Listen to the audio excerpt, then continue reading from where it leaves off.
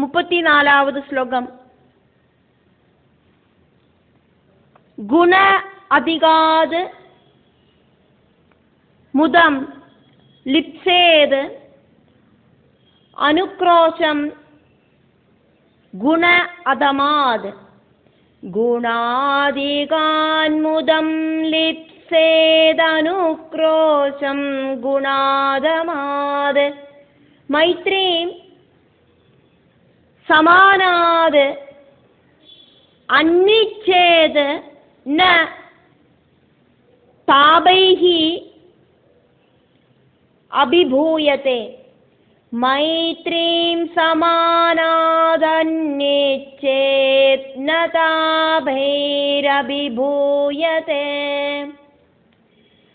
குணாதிகான் முதம் லிப்சேத் அனுக்ரோஷம் குணாதமாத்.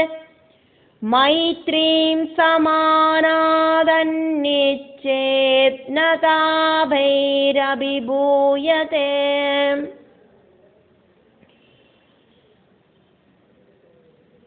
நம்மளை விட உயர்ந்த ஸ்தானத்தில் இருக்கிறவா கிட்ட ரெஸ்பெக்ட் உண்டாகணும். நமக்கு துல்லியமா இருக்கிறவா கிட்ட மைத்ரி பாவம் உண்டாகணும். நம்மளை விட தாழ்ந்த நிலைமையில இருக்கிறவாளை பார்க்கறத நமக்கு ஒரு கருணை உண்டாகணும். இப்படியெல்லாம் உண்டானா அதுக்கப்புறமா துக்கம் அப்படிங்கிறதுக்கு ஸ்தானம் இல்லை, துக்கிக்க வேண்டி வராது அப்படின்னு நாரத மகர்ஷி துருவன் கிட்ட சொல்றார். பொது ஜனம் பலவிதம். இந்த உலகத்துல சத்குண ரஜோகுண தமோ குணங்களாலேயாக்கும் சர்வதும் ഉണ്ടാകരുത്. ത്രിഗുണങ്ങളോട് ഏറ്റ കുറച്ചിലുകൾ കാരണമായിട്ട് ஏற்ற இறக்கம் காரணமாயிட்டு பல பல சுபாவமாக்கும் உயிரினங்களுக்கு இருக்கு. மனுஷாலிலேயே பார்த்தானாக்கா பலவிதமான சுபாவமாக்கும் இருக்கு. சத்குணம் கூடினவா இருக்கா, ரஜோகுணம் கூடினவா இருக்கா, தமோ குணம் கூடினவா இருக்கா, சத்குணம் ரஜோகுணம் சேர்ந்திருக்கிறவா இருக்கா, சத்குணம் தமோகுணம் சேர்ந்தவாளா இருக்கா, அதே மாதிரி ரஜோகுணம் சத்குணம் சேர்ந்தவாளா இருக்கா, ரஜோகுணம் தமோகுணமா சேர்ந்தவாளா இருக்கா, அதே மாதிரி தமோகுணம் சத்குணமா சேர்ந்ததா இருக்கா, தமோகுணம் ரஜோகுணம் ஆயிட்டு சேர்ந்ததாயிட்டு இருக்கா, அதே மாதிரி சத்குணம் சத்குணத்தோடு கூடி சேர்ந்து ரொம்ப ரொம்ப டாப் மோஸ்ட் சத்குணமா இருக்கிறவா இருக்கா, அதே மாதிரி ரஜோகுணம் ரஜோகுணத்தோடு சேர்ந்தும் இருக்கா, தமோகுணம் தமோகுணத்தோடு கூடிட்டு அந்ததான் மிஸ்ரமாயிட்டு இருக்கிறவாளும் நிறைய பேர் இருக்கா. இப்படி நிறைய நிறைய சுபாவங்கள் கேரக்டர்ஸ் இருக்கு. ஒரு அம்மாவுக்கு பிறந்த எல்லா குழந்தைகளுக்கும் சுபாவம் அப்படிங்கிறது ஒரே மாதிரி கிடையாது. நம்மளோட சுபாவம் ஏது விதத்திலேயாக்கும் இருக்கு அப்படிங்கிறத நம்ம நமக்குத்தானே டெஸ்ட் பண்ணி தெரிஞ்சுக்கணும். நம்மளை விட சத்குணம் ஜாஸ்தியா இருக்கிறவாளை பகுமானிக்கணும். நம்மளை விட சிலவாளுக்கு தனம் நிறைய இருக்கும், சிலவாளுக்கு வித்யை நிறைய இருக்கும், குலமகிமை நிறைய இருக்கும், ஆரோக்கியம் நிறைய இருக்கும், யௌவனம் நிறைய இருக்கும், பால்யம் பிராயத்தில் இருக்கிறவா இருப்பா, அதே மாதிரி ரொம்ப அழகா இருப்பா. அப்போ இப்படி இருக்கிற நம்மளை விட நல்ல நல்ல குவாலிட்டிஸ் எல்லாம் இருக்கிறவாளை பார்க்கறத நமக்கு ஒரு பகுமானம் அப்படிங்கிறது உண்டாகணும். நமக்கு ஈக்குவலா இருக்கிறவாளை பார்க்கறத நமக்கு மைத்ரி பாவம் மித்ரபாவம் உண்டாகணும். ஓரோருத்தர்கிட்டையும் எந்த மாதிரி பெருமாறணும் அப்படிங்கிறதையாக்கும் இங்க சொல்லப்படுறது. குண அதிகாது நம்மளை விட குணம், அதே மாதிரி பலவித குவாலிட்டிஸ் ஜாஸ்தியா இருக்கிறவா கிட்ட முதா சந்தோஷம், அவளை பார்த்துட்டு நமக்கு சந்தோஷம் அப்படிங்கிறது லிப்சேது உண்டாகணும். இன்னைக்கு நமக்கு நல்ல ஒரு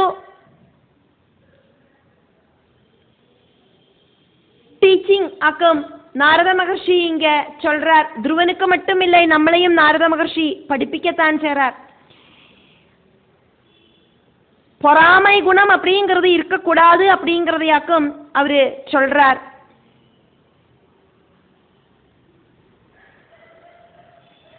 நல்ல டாப் மோஸ்ட் ஸ்தானத்தில் இருக்கிற ஒருத்தரை பார்த்தானா நமக்கு அவளை வாய் விட்டு புகழ்த்துறதுக்கு தோணணும், நம்மளோட சந்தோஷத்தை தெரியப்படுத்துறதுக்கான அந்த எபிலிட்டி நமக்கு உண்டாகணும் அப்படின்னாக்கும் நாரத மகர்ஷி சொல்றார்.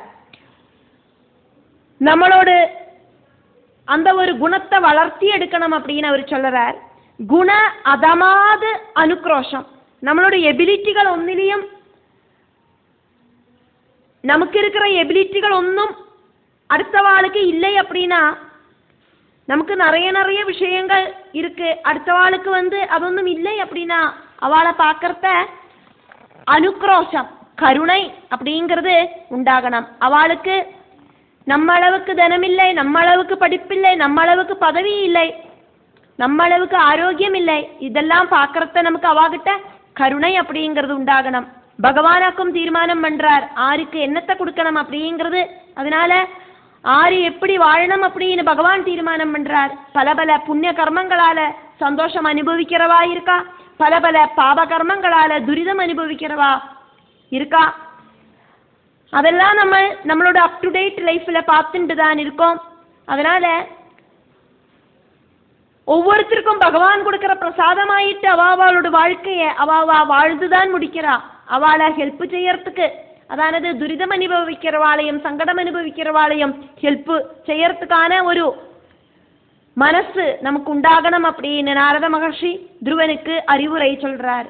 சமானாது நம்மளோட குண விஷயங்கள் கிட்ட ஈக்குவலானவாளை பார்க்கறத மைத்ரி மித்ரபாவம் உண்டாகணும்.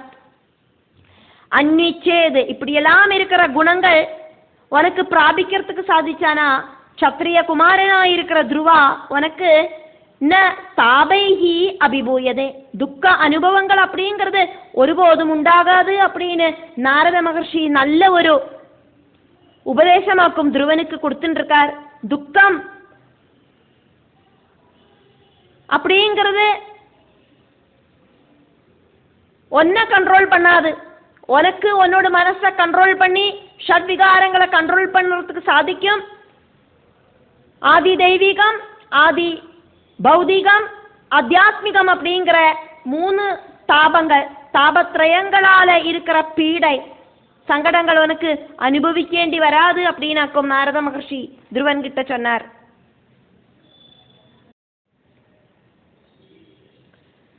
35வது ஸ்லோகம். சஹ அயம் ஷமஹ பகவதா சுகதுக்க ஹத ஆத்மனாம் சோயம் ஷமோ பகவதா சுகதுக்க ஹதாத்மனாம் தர்ஷிதஹ கிருபயா பும்சாம் துர்தர்ஷஹ அஸ்மத் விதைஹி து யஹ தர்ஷித கிருபயா பும்சாம் துர்தர்ஷோஸ்மத்விதைஸ்து யா சோயம் ஷமோ பகவதா சுகதுக்க ஹதாத்மனாம் தர்ஷித கிருபயா பும்சாம் துர்தர்ஷஹ அஸ்மத் விதைஹி து யஹ துர்தர்ஷோஸ்மத்விதைஸ்து யா.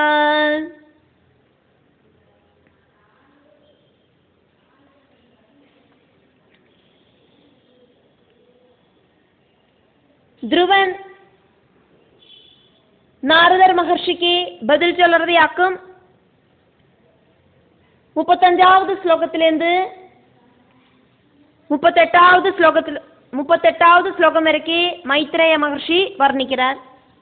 துருவன் சொல்லற மாதிரியே இங்க சொல்லப்படுறது. நாரத மகர்ஷி சொன்னதை கேட்டுட்டு துருவன் இப்படி பதில் சொன்னார். சுகதுக்காதிகளில மூழ்கி நடக்கிற எங்களை மாதிரி இருக்கிறவாளுக்கு தப்பிச்சுக்கிறதுக்கான அந்த ஒரு மார்க்கத்தை, இந்திரியங்களை கண்ட்ரோல் பண்ற மார்க்கத்தை, சம மார்க்கத்தை நீங்கள் உபதேசிச்சு தந்திருக்க. இருந்தா கூட சித்தி பலவிதமான வார்த்தைகளால என்னோட ஹிருதயத்தை கீறி முறிச்சா என்னோடு அந்த க்ஷத்ரிய வீரியம் ரொம்ப இருக்கிற மனசுக்கு நிம்மதி அப்படிங்கிறது கிடைக்க மாட்டேங்கிறது. பிராபிக்கிறதுக்கு பிரயாசம் ஜாஸ்தியா இருக்கிற விஷ்ணுவோடு அந்த தாமரை பூக்கள் மாதிரி இருக்கிற பாதத்தை சரணடையறதுக்கு நான் ஆசைப்படுறேன். சூரியனை மாதிரி இந்த உலக நன்மைய ஆசைப்பட்டுண்டாக்குமே நீங்கள் வீணைய கையில எடுத்துண்டு நாராயண நாமம் சொல்லிண்டு இந்த பூமியில எப்பவும் சஞ்சாரம் பண்ணிட்டு இருக்கேள். அப்படி இருக்கிற நீங்கள் எனக்கு பகவானை பார்க்கறதுக்கான அந்த ஒரு கரெக்டான ரூட்டை காட்டி கொடுங்கோ அப்படின்னு துருவன் நாரத மகர்ஷிட்டு சொல்றதாக்கும் பார்த்துட்டு இருக்கோம்.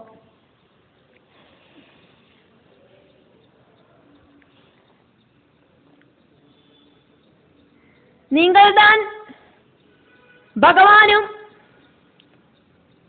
நீங்களும் பகவானும் தம்மில குணங்களில ஒண்ணுதான் அப்படின்னு சொல்றார் துருவன். நீங்கள் திரிகால ஞானியா இருக்க. நான் சொல்லாதக்கே என்னோடு பாஸ்ட் பிரசன்ஸ் ஃபியூச்சர் எல்லாம் உங்களுக்கு தெரியும். அதனால முடிஞ்சு போன காலகட்டங்கள் தெரிஞ்சிருக்கு உங்களுக்கு, இப்ப நடக்கிறதும் தெரியறது, அதனால இனி ஃபியூச்சரும் உங்களுக்கு தெரியும். அதாக்கும் என்னோட நம்பிக்கை. பவதஹா அப்படியே ஆக்குமானா உங்களால சுகதுக்க ஹத ஆத்மனா சுகதுக்கங்களை இல்லாய்மை செஞ்சு சுகம் அப்படிங்கிறதும் துக்கம் அப்படிங்கிறதும் பிரகிருதியோட குணங்களாக்குமே. ஜனனம் அப்படிங்கிறதும் மரணம் அப்படிங்கிறதும் பிரகிருதியோட குணங்கள் அப்படிங்கிற மாதிரி துவைத பாவங்களாயிருக்கிற சுகதுக்கங்கள் பிரகிருதியோட குணங்களாக்கும். அது இல்லாம ஆகிற பரம்பொருளோட தர்சனம் அப்படிங்கிறது துர்தர்ஷா, பார்க்கறதுக்கு ரொம்ப ரொம்ப கடினம். பகவானோடு அனுகிரகம் இருக்கிறவாளுக்காக்கும் அத்வைத பாவம் இருக்கிற அந்த ஒரு பொசிஷன் கிடைக்கிறது. சித்தர்களும் ஞானிகளும் எல்லாம் பகவானோடு அனுகிரகம் இருக்கிறவாளாக்கும். அதனாலேயாக்கும் அவளுக்கு அத்வைத பாவம் இருக்கு. துவைத பாவமாக்கும் சுகதுக்கங்களை உண்டாக்குறது. அஜ்ஞானம் இல்லாம போறத ஞானம் அப்படிங்கிறது வந்து சேரறது, சமபாவனை அப்படிங்கிறது வந்து சேரறது. சுகம் துக்கம் எல்லாம் ஈக்குவலாயிட்டு தோணும். இன்சல்டேஷன் அதே மாதிரி ரெஸ்பெக்ட் எல்லாம் ஒரே கண்ணோட்டத்தில் பார்க்கறதுக்கு சாதிக்கும். பூமாலைக்கும் பாம்பாலை இருக்கிற மாலைக்கும் எந்த ஒரு டிஃப்ரென்ஸும் தோணாது. துரிய அவஸ்தையில தியானத்துல உட்கார்ந்துட்டு இருந்த அந்த சமீக மகர்ஷியோட கழுத்துல இறந்து போன பாம்ப திடீர்னு வந்த கோபத்தால போட்ட பரீட்சித்த நம்ம பாகவதத்தோடு ஸ்டார்டிங்ல பார்த்தோம். இப்ப பரீட்சித்து இறந்து போன அந்த மாலைய கொண்டு பாம்பை கொண்டு மாலையாயிட்டு சமீக மகர்ஷியோடு கழுத்துல கொண்டு போட்டுட்டோம். அந்த சமீக மகர்ஷிக்கு அது தெரியவே இல்லை, அதனால கோபமும் வரல. சுகதுக்கங்களை சமமாயி பார்க்கறதுக்கு ரொம்ப ரொம்ப சிரமமாக்கும். பெரிய தாமரைப்பூ விடர்ந்து நிக்கிற மாதிரி இருக்கிற ஹிருதயம் இருக்கிறவாளுக்கு தான் அதுக்கு சாதிக்கும். ஒரு மொட்டு மாதிரி விடராத்த தாமரைப்பூ மாதிரி இருக்கிற ஹிருதயம் இருக்கிறவாளுக்கு அதுக்கு சாதிக்காது. சத்குணம் கூடின ஸ்திதி உண்டாகணுமானா அந்த தாமரை எப்படி ஃபுல்லா விரிஞ்சு நிற்கிறதோ அந்த மாதிரி நம்மளோட ஹிருதயம் விரிஞ்சு நிற்கணும். சுகதுக்கங்களை இல்லாதாக்கிட்டு இருக்கிற அந்த சமஹா மனசோடு ஸ்திதி அப்படிங்கிறது நிம்மதியாக்கும், சொஸ்ததையாக்கும். அதானது இந்திரியங்களை கண்ட்ரோல் பண்ணினா நமக்கு கிடைக்கக்கூடிய அவஸ்தையாக்கும். அந்த சொஸ்ததை சமபாவனையாரையாக்கும் இது உண்டாகிறது. பவதஹா உங்களோடு கிருபையா காருண்யத்தால தர்ஷிதஹா சமபாவனைக்காயிட்டு என்ன செய்யணும் அப்படிங்கிறது மனசை கண்ட்ரோல் செஞ்சு கோபத்தை இல்லாம பண்ணு அப்படிங்கிறது நீங்கள் அட்வைஸ் பண்ணினர். என்ன செஞ்சாலாக்கும் மனசுஸ்ததை அப்படிங்கிறது உண்டாகும் அப்படிங்கிறதையும் சொல்லித்தாங்கோ மகாமுனே அப்படின்னு அந்த சின்னஞ்சிறு பாலகனாயிருக்கிற துருவன் நாரத மகர்ஷிட்ட சொல்றார், ரிக்வெஸ்ட் பண்றார்.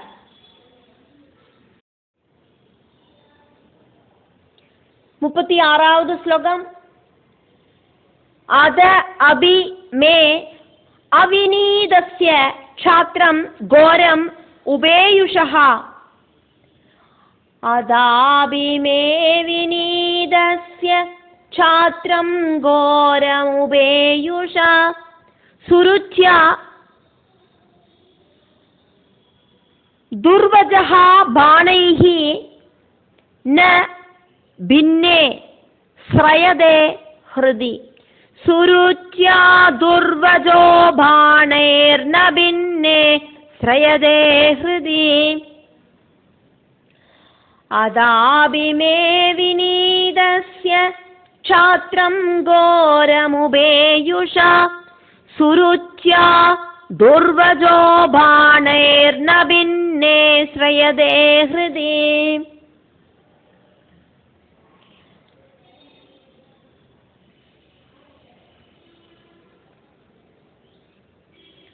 நீங்கள் சொன்ன விஷயங்கள் எல்லாம் எனக்கு நன்னா புரிஞ்சுது முனே அப்படின்னு சொல்றார் துருவன் நாரத மகர்ஷிட்ட.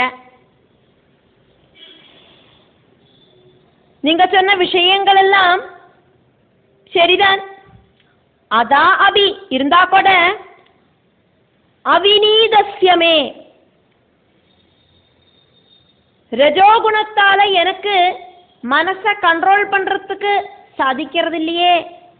நான் சத்திரியனாக்கும் அப்படிங்கிறதுனால ரஜோகுணம் ஜாஸ்தியா இருக்கு எனக்கு.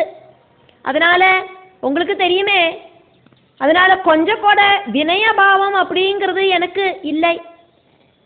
வினயம் இல்லாத காரணம் என்ன அப்படின்னாக்கா நான் சத்திரியனாக்கும், அதனாலேயாக்கும். துருவன் நாரதர்கிட்ட சொல்லறதையாக்குமே பார்க்கிறோம். சாத்திரம் கோரம் உபேயுஷா ரொம்ப ரொம்ப ஜாஸ்தியான பவர்ஃபுல்லான கடினமான சத்திரிய சுபாவம், குருவலாயிருக்கிற சத்திரிய சுபாவம் வந்து சேர்ந்திருக்கிறவனாக்கும் நான். அதனால எனக்கு சுருச்சியா சித்தியான சுருஜி செய்த விஷயங்களும் சொன்ன வார்த்தைகளும் பொறுக்கிறதுக்கு முடியறதில்லை முனே.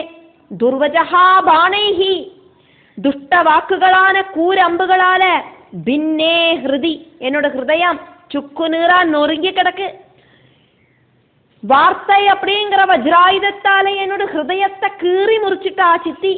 ஹிருதயம் நொறுங்கி தளர்ந்து இருக்கிற இந்த அவஸ்தையில நீங்கள் சொன்ன பலவிதமான உபதேசங்களொன்னும் ந ஸ்ரயதே என்னோட தலைமண்டையில ஏறறதில்லை. சத்குணத்துக்கு என்னோட மனசு மூவ் பண்றதில்லை. ரஜோகுணத்திலேருந்து என்னால நகரவே முடிய மாட்டேங்கிறது.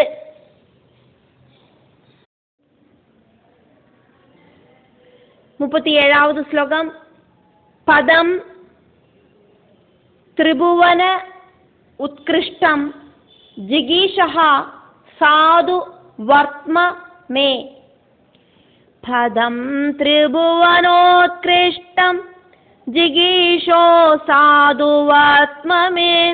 ப்ரூஹி அஸ்மது பித்ருபிஹி பிரம்மன் அன்யைஹி அபி அனதிஷ்டிதம். ப்ரூஹ்யஸ்மத் பித்ருபிர் பிரம்மன் அன்யைரப்யனதிஷ்டிதம்.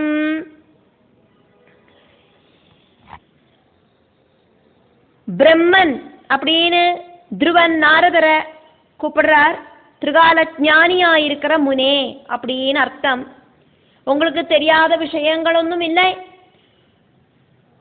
3 காலங்களிலையும் இருக்கிற பாஸ்ட், பிரசன்ஸ், ஃபியூச்சர் இதெல்லாம் தெரிஞ்சுக்கிற ஞானியாக்கும் நீங்கள்.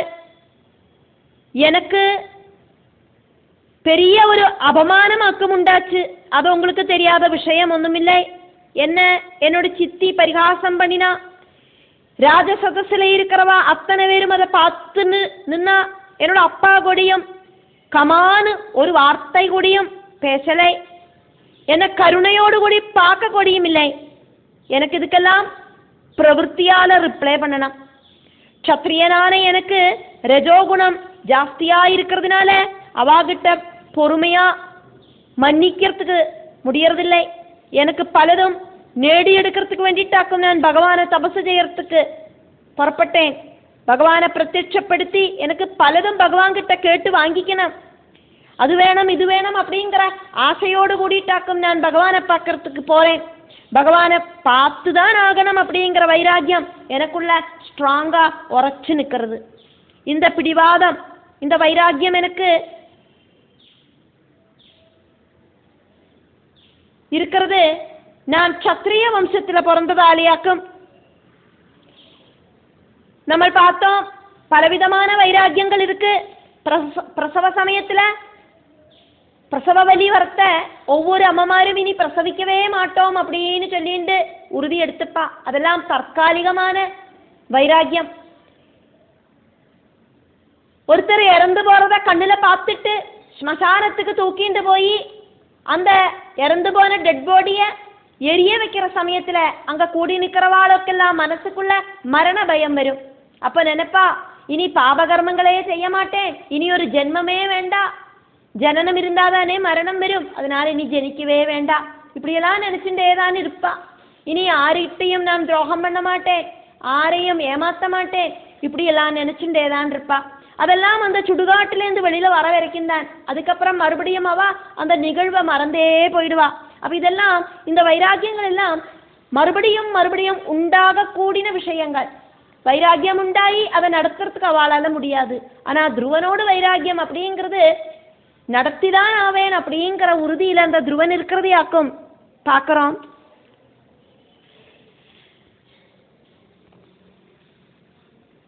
பிரசவ வைராக்கியமும் ஸ்மசான வைராக்கியமும் மாதிரி கிடையாது இந்த வைராக்கியம் அப்படின்னு நீங்கள் தெரிஞ்சுக்குங்கோ அப்படின்னு நாரத மகர்ஷிட்ட துருவன் சொல்றார்.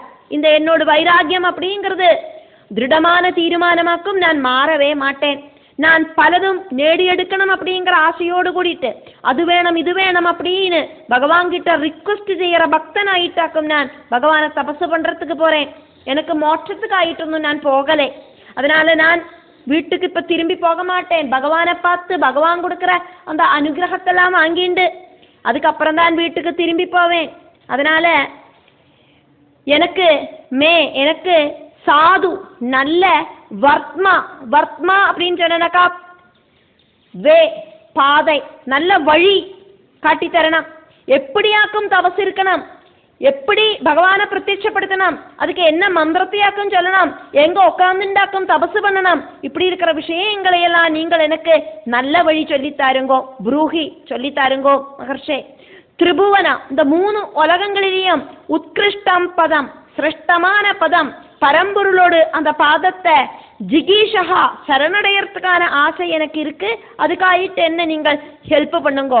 ஆஸ்மது என்னோடு பித்ருபிகி பூர்வீகர்கள், என்னோடு அப்பாவான உத்தானவாதன், அவரோடு சகோதரனான பிரியவிரதன், என்னோடு அப்பாவான சுவயம்புவமனு, அவருக்கு உத்பவத்துக்கு காரணகர்த்தாவாயிருந்த பிரம்மா, இப்படி இருக்கிற அந்நேஹி அபி, இப்படி இருக்கிற நிறைய பூர்வீகர்கள் உண்டு.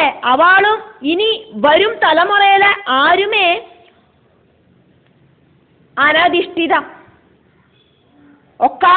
உட்காந்துக்காத்ததான, அதிஷ்டிதம் அப்படின்னா உட்காந்துக்கிறது, அனதிஷ்டிதம் அப்படின்னா உட்காந்துக்க முடியாத டாப் மோஸ்ட் ஸ்தானம், டாப் மோஸ்ட் பதவி அப்படிங்கிறது எனக்கு வேணும் அப்படின்னு துருவன் இங்க நாரத மகர்ஷிட்டு சொல்றார். அதுக்கான ஹெல்ப்பை நீங்கள் செஞ்சு கொடுங்கோ அப்படின்னு. எனக்கு முன்னால இந்த பிரபஞ்சத்துல ஜனிச்சவாளுக்கு கிடைக்காத டாப் மோஸ்ட் பதவி எனக்கு வேணாம்.